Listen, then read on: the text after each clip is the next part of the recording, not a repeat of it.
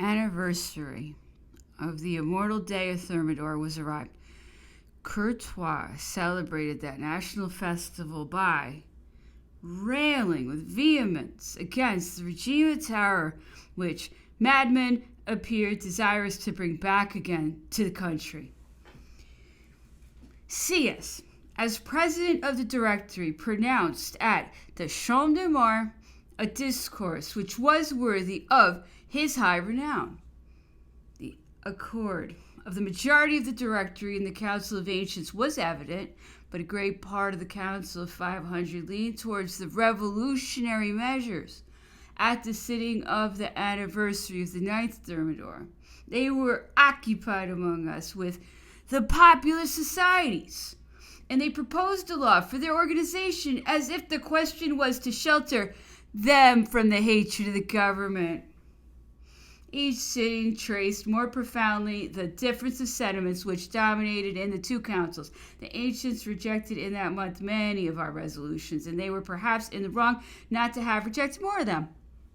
In fact, our project of law upon the repression of the abuses of the periodical press, rejected as being too imperfect, having been sent back to us, we replied by voting the suppression of the papers, and that resolution was approved by the ancients, notwithstanding their desire to augment the authority of the Directory.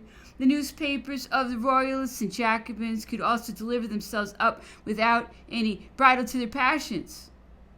That condescendence of the ancients is explained by a desire of conciliation which appeared to them to be advantageous for the public good, and by their hopes of discussing shortly a new project of the repression. But their good intentions did not prevent the evils that the license of the press produced at that epoch.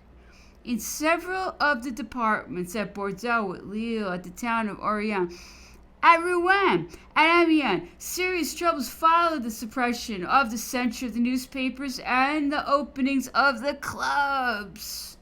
Those troubles were everywhere disadvantageous for the Jacobins. The result showed the people would not have any more of their regime. "We have not forgotten," said they on all sides, "their atrocious domination. If they were as good citizens as they pretend to be, would they still be the objects of anxiety for all the French?